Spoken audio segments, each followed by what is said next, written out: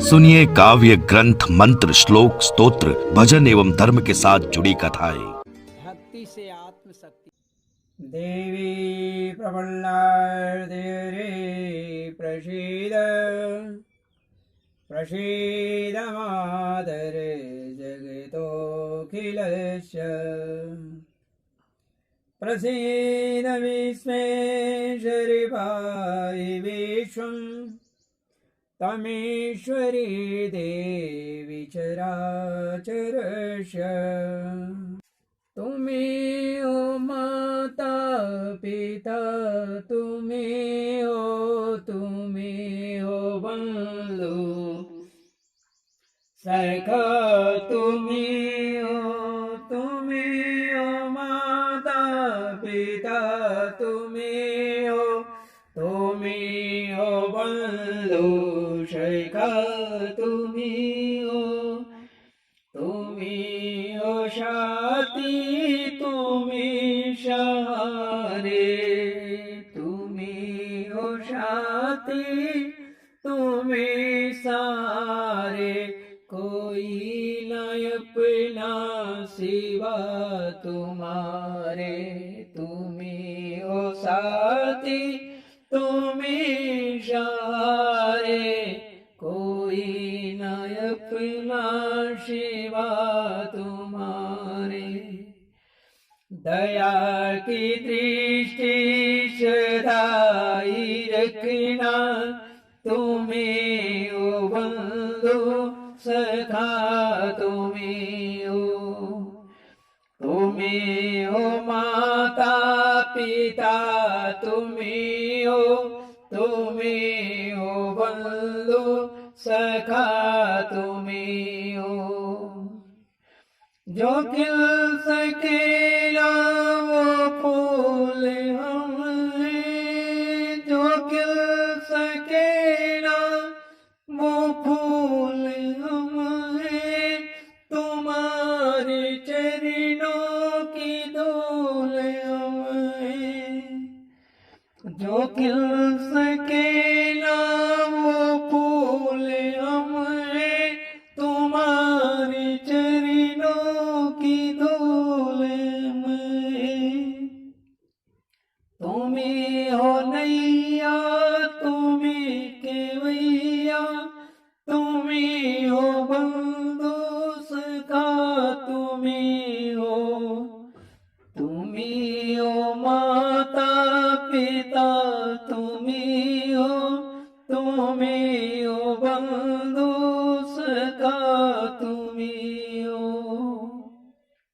आज मैं श्रीमद् भागवत महापुराण के प्रथम खंड के तृतीय स्कंद के अथ त्रिंशोऽध्यायः देह में आसक्त पुरुषों के अधोगति का वर्णन हिंदी में आरंभ कर रहा हूं। आज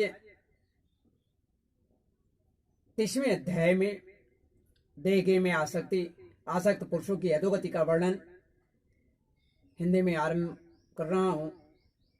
कपिल जी आगे अपनी मां को बतला रहे हैं। कहते हैं कि माताजी, जिस प्रकार वायु के द्वारा उड़ाए जाने वाला मेघ समूह उसके बल को नहीं जानता, उसी प्रकार यह जीव भी बलवान काल की प्रेरणा से भिन्न भिन्न अवस्थाओं में तथा योनियों में भ्रमण करता रहता है, किंतु उसके प्रबल पराक्रम को नहीं जानता है। तस्य जनो नूनम् नायं वेद रुविक्रमम् काल्यमानोऽपि बलिनो वायोरिव घनावली। यमर्थमुपादत्ते दुःखेन सुखे तवे तं धुनोति भगवान् पुमांचोच्चति यत् कृते। किंतु उसके प्रबल पराक्रम को वह नहीं जानता है। जीव सुख की अभिलाषा से जिस वस्तुओं को बड़े कष्ट से प्राप्त करता है, उसी को भगवान काल विनष्ट कर देते हैं, नाश कर देते हैं, जिसके लिए उसे बड़ा सुख होता है। इसी कारण इसका कारण क्या है? इसका कारण यही है कि वह मंदमती जीव अपने इस नाशवान शरीर तथा उसके संबंधियों के घर, खेत और धन आदि को मोहवश नित्य मान लेता है, अजर अमर मान लेता है। तो और इसी के मान लेने से मनुष्य को कई कष्टों का सामना करना पड़ जाता है।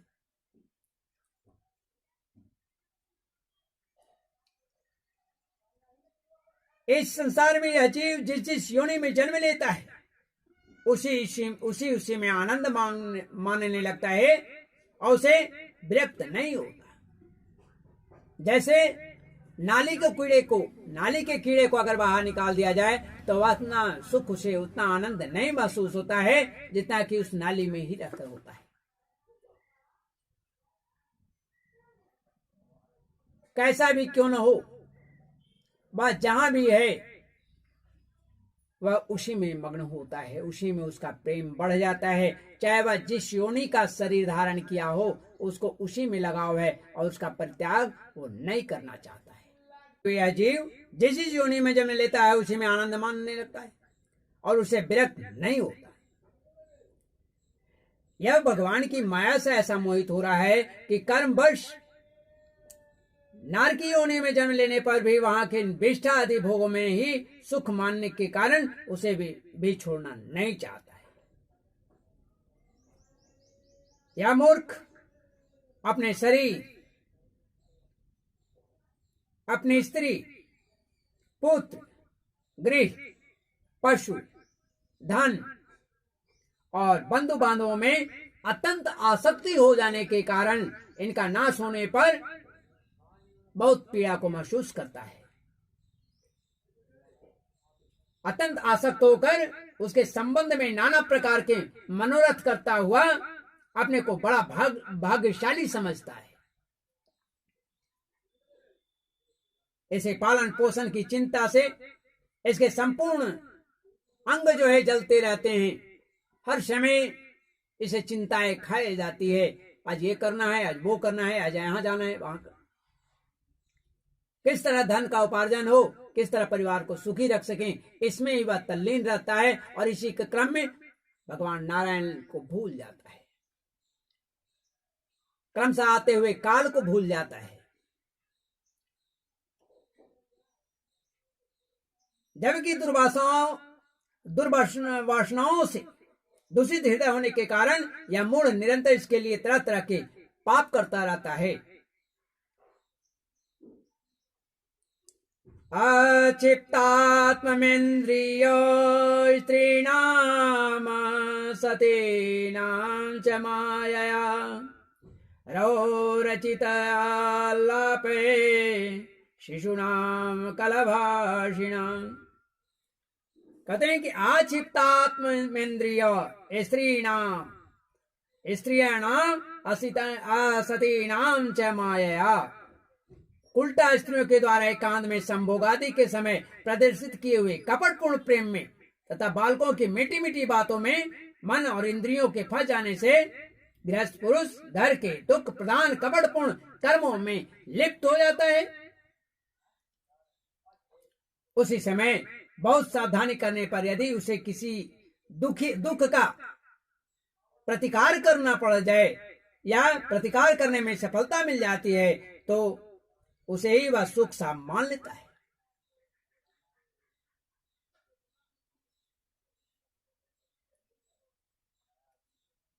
मनुष्य को बड़े ही सावधान रहने की जरूरत होती है। जितना ही सावधान रहेगा जीवन आगे के लिए सुखमय हो जाएगा। जहां तहां से भयंकर हिंसा वृत्ति के द्वारा धन संचय कर यह ऐसे लोगों का पोषण करता है जिसके पोषण से नरक में जाता है। स्वयं तो उसके खाने पीने से बचे हुए अन्न को ही खाकर रह जाता है। काफी मेहनत करने के बाद, मजदूरी करने के बाद, दिन रात खटने के बाद, खटाने के शरीर को खटा देने के बाद, काफी मेहनत करने के बाद अपने परिवार का भोजन का व्यवस्था करता है।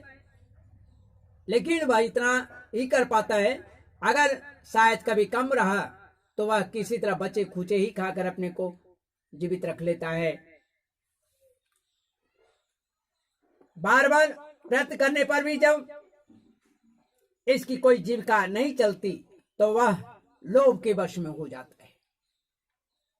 तब जो है वह लोभ के वश होकर के अधीर हो जाने से दूसरों की धन की इच्छा करने लगता है, दूसरों के धन को हड़पने का प्रयास करता है।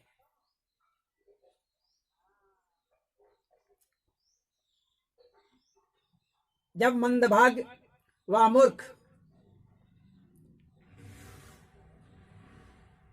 जब उस मंद भाग्य के कारण, उसके भाग्य के दूषित हो जाने के कारण इसका कोई प्रयत्न नहीं चलता और वह मंद बुद्धि धनहीन होकर कुटुंब के भरण पोषण में जब असमर्थ हो जाता है, तब अत्यंत दीन और चिंतातुर होकर वह लंबी लंबी सांसें लेने लगता है।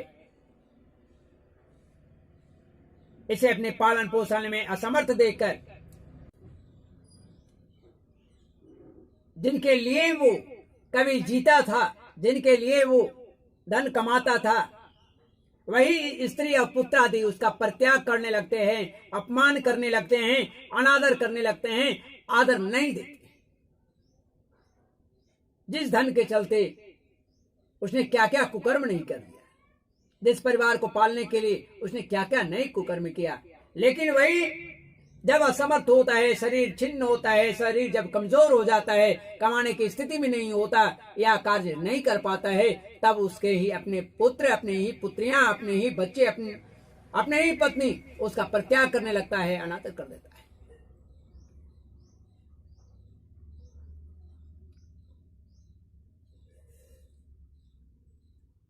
जैसे यह वही स्थिति होती है जैसे किसी कृपण के यहाँ का बैल, किसी कंजूस के यहाँ का बैल बूढ़ा बैल की अपेक्षा कर देते हैं। जैसे कृपण कंजूस किसान जैसे उन्हें खिलाने के डर से उसकी उपेक्षा करने लगते हैं, कैसे ये कब ये मर जाए, फिर भी इसे बैराग्य नहीं होता।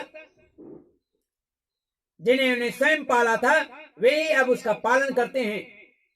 वृद्धावस्था के कारण इसका रूप बिगड़ जाता है, शरीर रोगी हो जाता है, अग्नि मंद पड़ जाती है, भोजन और पुरुषार्थ दोनों ही कम हो जाते हैं। वह मरणोन्मुख होकर घर में पड़ा रहता है और कुत्ते की भांति जब ये अवस्था आ जाती है तो उस समय, उस परिस्थिति में कुत्ते की भांति उसके पुत्र आदि, कलत्र आदि, स्त्री पुत्र आदि के अपमान पूर्वक दिए हुए टुकड़े खाकर वह जीवन निर्वाह करता है। इसलिए हे महात्मन, हे भक्तगण, हे मेरे मित्रगण, यह सोचकर भी आप सतर्क हो और ये ज्यादा समय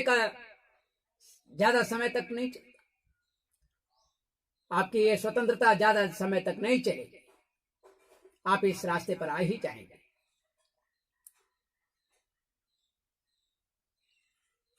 मृत्यु का समय निकट आने पर वायु के उत्क्रमण से इसकी पुतलियां, आंखें जो हैं फट जाती है, पुतलियां चढ़ जाती हैं, खांसने और सांस लेने में भी इसे बड़ा ही कष्ट होने लगता है तथा कफ बढ़ जाने के कारण कंठ में घुरघुराहट होने लगती है। यह अपने शोकातुर बंधु बांधवों से घिरा रहता है। जब लोग ये देख लेते हैं कि अब हमारा परिवार का सदस्य मरणासन है तो वे लोग शोकाकुल होते हैं और उस समय वे घिरे जरूर रहता है, लेकिन वह कुछ कर नहीं सकता है। यह अपने और मृत्यु पास के वंशीभूत हो जाने से उसके बुलाने पर भी वह नहीं बोल पाता। घर के परिवार उसे कुछ न कुछ पूछते हैं लेकिन वह बोल नहीं पाता है, कारण कि मृत्यु का पाश उसके करीब पहुंच चुका है और इसके भय से वह बोल नहीं पाता। इस प्रकार जो मूढ़ पुरुष इंद्रियों को न जीतकर निरंतर कुटुंबियों का पालन पोषण में ही लगा रहता है, वह रोते हुए स्वजनों के बीच अत्यंत वेदनाओं से अचेत होकर मृत्यु को प्राप्त कर जाता है। मृत्यु को प्राप्त होता है यमदूतो तदा प्राप्तो भीमो सरभसेक्षणो स दृष्ट्वा त्रस्तहृदयः सकृन्मूत्रं विमुञ्चति यातनादेयावृत्य पाशे बद्ध्वा गले बलात् नेतु दीर्घं द्वारं दंड्यम राजभटा यथा। और जब वह मृत्यु को प्राप्त हो जाता है इस अवसर पर उसे लेने के लिए अति भयंकर शोकयुक्त नेत्रों वाले जो दो यमदूत आते हैं, उन्हें देखकर वह भय के कारण मल मूत्र तक त्याग कर देता है, यानी मल मूत्र होने लगता है। वे यमदूत उसे यातना देह में डाल देते हैं और फिर जिस प्रकार सिपाही किसी अपराधी को ले जाते हैं, जिस प्रकार किसी अपराधी को सिपाही ले जाते हैं, उसी प्रकार उसके गले में रस्सी बांधकर, ये नहीं कि हाथ में बांधकर, गले में रस्सी बांधकर घींचते हुए यमलोक की लंबी यात्रा पर ले जाते हैं।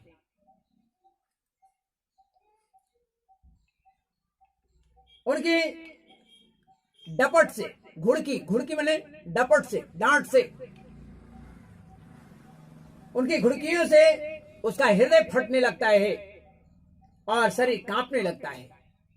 मार्ग में उसे कभी कुत्ते नोचते हैं, उस समय अपने पापों को याद करके वह व्याकुल हो उठता है, भूख प्यास से बेचैन कर देती है। उन यात्राओं में उनकी यात्राएं कैसी, पृथ्वी पर ही घाम नहीं, बल्कि जिस यात्रा में वे निकलते हैं वहां बेघाम होता है, धूप होती, कड़ाके की धूप होती है, दावानल होता है, आग का पूरा जंगल है, लू चलता रहता है, लूहों से वह तप जाता है। ऐसी अवस्था में उसे जल और विश्राम की आवश्यकता पड़ती है। तो जल और विश्राम स्थान से रहित उस तप्त बालुका में मार्ग में जब उसे एक पग आगे बढ़ने की भी शक्ति नहीं रहती है, तो भी यमदूत उसकी पीठ पर कोड़े बरसाते हुए, बहुत तेजी से कोड़े बरसाते रहते हैं, तब वे बड़े कष्ट से उसे चलना ही पड़ता है। ये जीव की स्थिति होती है मृत्यु के बाद का। वह जहां तहां थक कर गिर जाता है, मूर्छा आ जाती है, चेतना आने पर, होश आने पर फिर उठता है। इस प्रकार अति दुख में अंधेरे मार्ग से अत्यंत क्रूर यमदूत उसे शीघ्रता से यमपुरी की ओर ले जाते हैं। यमलोक का मार्ग कोई साधारण दूरी नहीं है। यमलोक का मार्ग जो है, दूरी उसकी है 99,000 योजन। एक योजन में 4 कोस होता है। 99,000 योजन यमपुरी का दूरी है। सोच लीजिए क्या स्थिति हो। और जो मनुष्य को कष्ट होता है वही जीवात्मा को होता है। क्या ये सभी को यातनाएं मिलती? नहीं, उन्हें ये प्राप्त होता है जो पाप कर्मों से लिप्त रहे हैं, जो स्त्री पुत्रादि देह में संलिप्त होते हैं, उनके लिए, जो मोह को त्याग नहीं पा रहे हैं, जो इंद्रियों को वश में नहीं कर पा रहे हैं, उनके लिए ये है।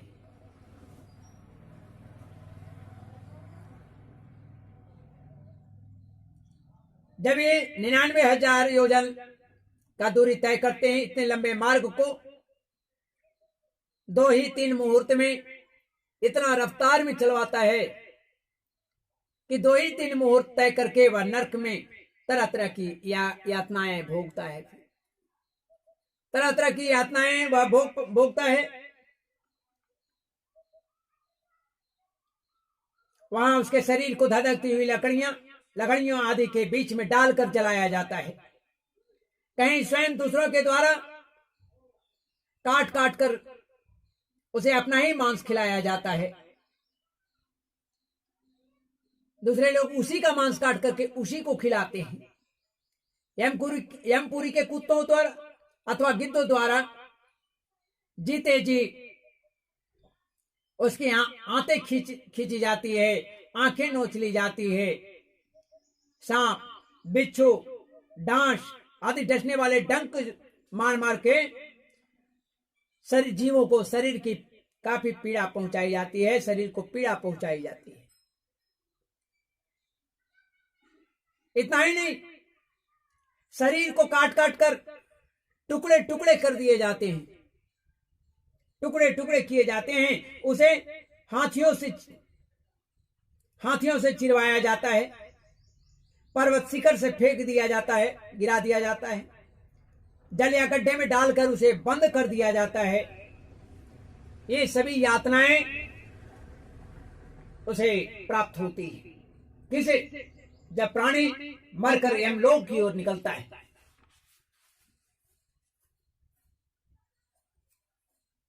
यस्ता मिश्रांधता मिश्रा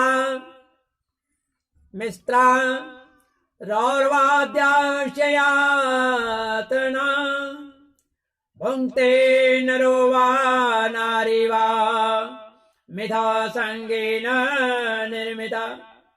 ये सब यातनाएं तथा इसी प्रकार तामिश्र, अंधतामिश्र एवं रौरक आदि नरकों की और भी अनेकों यंत्रणाएं स्त्री हो या पुरुष उस जीवन को पारस्परिक संसर्ग से होने वाले पाप के कारण भोगनी ही पड़ती है।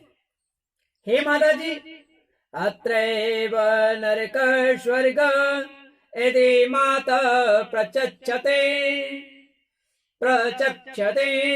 या यातना वै नारक्यस्ता याप्युपलक्षिता। हे माता जी, कुछ लोगों का कहना है कि स्वर्ग और नरक तो इसी लोक में है, क्योंकि जो नारकीय आत्माएं हैं वे यहाँ भी देखी जाती हैं। इस प्रकार अनेक कष्ट भोग कर अपने कुटुंब का ही पालन करने वाला अथवा केवल अपना ही पेट भरने वाला पुरुष उन कुटुंब और शरीर दोनों को यहीं छोड़कर मरने के बाद अपने किए हुए पापों का ऐसा फल भोगता है।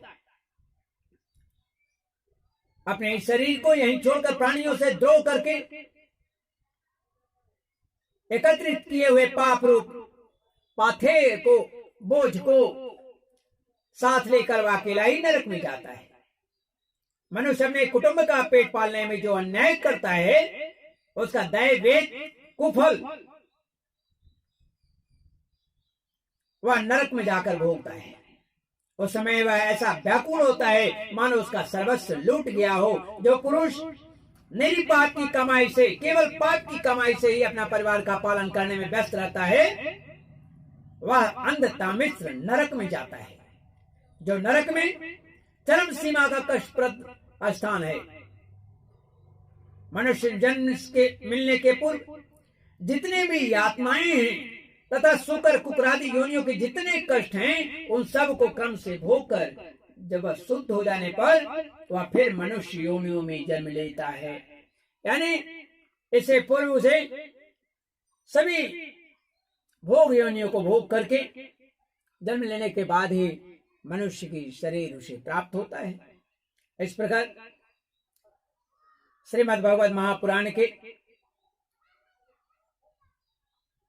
प्रथम खंड के तृतीय स्कंद के 63वां अध्याय